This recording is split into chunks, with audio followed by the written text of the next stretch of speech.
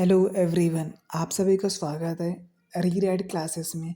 जैसे कि मैंने पहले ही बोला था कि अपन लोग जो पॉलिटी के लेक्चर होंगे वो सारे वन बाय वन कवर करते रहेंगे, बट इसमें भी थोड़ा सा देर हो सकता है। बट जो लेक्चर होंगे ऑन टाइम आएंगे, सारे आएंगे। जो भी आप वनडे से लेकर स्टेट पीसीएस एग्ज़ाम में आपकी तैयारी कर रहे हो, उसमें सारे में क्या होंगे आपके लिए बहुत ही फ़ायदेमंद साबित हो सकते हैं। तो लेक्चर को फीडबैक दीजिएगा और जो भी इम्प्रूवमेंट है वो हमें कमेंट करके बता दीजिएगा ताकि मैं उस पे इम्प्रूव कर सकूँ। सो चलिए लेक्चर को शुरू करते हैं बिना किसी देरी के। तो आज अपन लोग पढ़ेंगे ऑनरेबल वाइस प्रेसिडेंट को। तो सबसे पहले यही है कि जो हमारा आर्टिकल 52 यानी कि अनुच्छेद 52 वो कहता है कि कि जो हमारे इंडिया में ऑनरेबल प्रेसिडेंट होने चाहिए। अगर एग्ज़ाम में पूछ ले कि कौन से आर्टिकल में प्रेसिडेंट के बारे में ज़िक्र किया गया तो वो है हमारा आर्टिकल 52। और जो होते हैं जो प्रेसिडेंट होते हैं वो हमारे इंडियन स्टेट के हेड होते हैं और ये पहले ही नागरिक इनको माना जाता है। इंडियन स्टेट के हेड होते हैं प्लस पहले नागरिक माना जाता है इनको। और ये इनको माना जाता है कि यूनिटी का सिंबल है, इंटीग्रिटी एंड सॉलिडरिटी का नेशन के सिंबल होते हैं, क्योंकि इन्हीं के नाम पे सारे काम होते हैं। अगर कोई भी बिल को एक्ट में तब्दील करना है, कोई एक्ट बनाना है, कोई भी कानून लाना है, तो जब तक इनके साइन नहीं होते, इनसे रेटिफिकेशन नहीं मिल जाता है, तब तक वो कोई भी राइट या फिर कोई एक्ट नहीं बनता है। कहीं भी अगर किसी भी स्टेट में इमरजेंसी लगानी है तो इन्हीं का क्या होता है, मुहर लगती, तभी माना जाता है कि ये एक सिंबल है यूनिटी के, इंटीग्रिटी के and solidarity of the nation. So जैसे कि अगर मैं पढ़ूँ आगे तो अब इनके टर्म्स के बारे में पढ़ते हैं कि तो इनके जो टर्म्स होते हैं वो ये होल्ड करते हैं ऑफिस लगभग लगभग 5 साल तक। ये ऑफिस 5 साल तक होल्ड करते हैं from the date on which he enter upon his office. जिस तारीख से ये ऑफिस में एंटर कर जाते हैं उस तारीख से लेकर वो 5 साल तक ऑफिस को होल्ड करके रखते हैं। और वो कभी भी रिज़ाइन कर सकते हैं by addressing resignation letter to the vice president. जैसे कि अभी जो हमारे ऑनरेबल वाइस प्रेसिडेंट हैं उन्होंने रिज़ाइन इस्तीफ़ा दे दिया था बिकॉज ऑफ सम इलनेस। तो इन्होंने बोला कि उन्होंने इस्तीफ़ा दिया है प्रेसिडेंट को रिज़ाइन लेटर लिख के।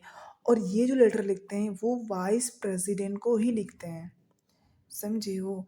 और जो होगा और ही और she can also be remove from the office before the completion of his her term by the process of impeachment.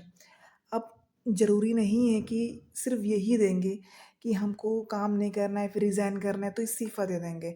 अब इनको भी दूसरी भी कंडीशंस हैं जो हमारे पार्लियामेंट बनाती रहती है, तो वो भी by the process of impeachment के थ्रू इनको हटाया जा सकता है।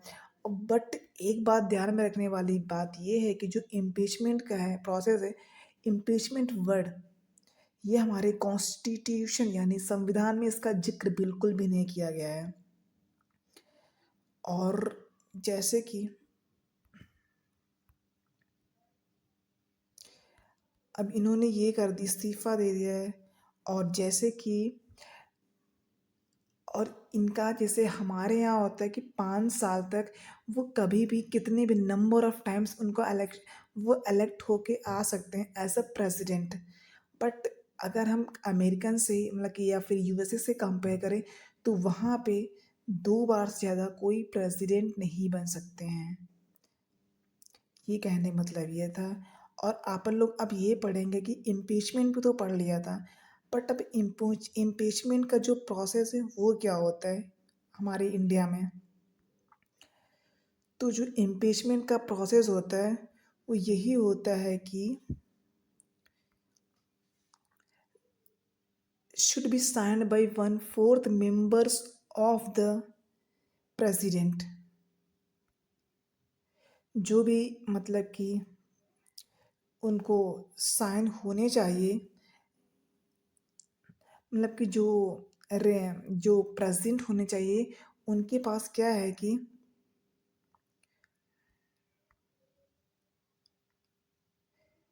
जो इम्पीचमेंट का है signed by 1/4 members of the house.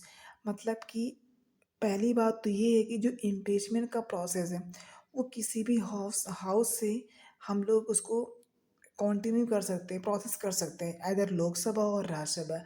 And जो भी है should be signed by 1/4 members of the house. मतलब कि 1/4 कहने मतलब ये है कि अप्रॉक्स 25% लोगों ने उसको साइन किया हो, तब मानेंगे कि इम्पीचमेंट चालू हो गया। और 14 दिन पहले नोटिस देनी होगी ऑनरेबल प्रेसिडेंट को।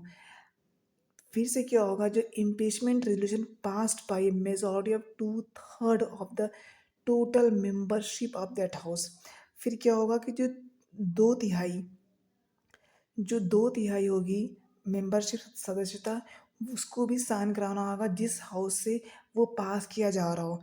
फिर से क्या होगा, that house it is send to the other house which should investigate the charges. Then उसको दूसरे हाउस में भेजा जाएगा जहाँ पे उस पर चार्ज को जो लगा है उसको इन्वेस्टिगेट करना होगा। एंड प्रेसिडेंट को अपेयर होना पड़ेगा, रिप्रेजेंट एट सच इन्वेस्टिगेशन। जब वो इन्वेस्टिगेशन कर लेंगे, देन प्रेसिडेंट को वहाँ पे पहुँचना होगा। वो कंपल्सरी होता है, अपेयर होना पड़ेगा। If other house also sustain the charges and passes the impeachment resolution by majority of 2/3 of the total membership, then the president, अगर दूसरी हाउस ने सपोज कि लोकसभा ने पहले इसको पास किया, अब वो वहाँ से 2/3 मेजॉरिटी से पास हो गया है। उसके बाद क्या किया जा रहा है कि फिर राज्यसभा में भेज दिया गया है। देन राज्यसभा ने भी पास कर दिया है 2/3 मेजॉरिटी से। देन उसके बाद क्या होगा कि जो प्रेसिडेंट हो गए उनको ये मानना होगा, एक्सेप्ट करना होगा कि वो उस ऑफिस से हट चुके हैं, यानी कि वो प्रेसिडेंट अब नहीं रहे हैं। तो ये होता है प्रेसिडेंट का इम्पीचमेंट प्रोसेस। अपन लोग डे बाय डे और भी थोड़ा सा इम्प्रूव करते जाएंगे। अब जैसे कि अपन लोग पढ़ेंगे क्वालिफ़िकेशन क्या होती है।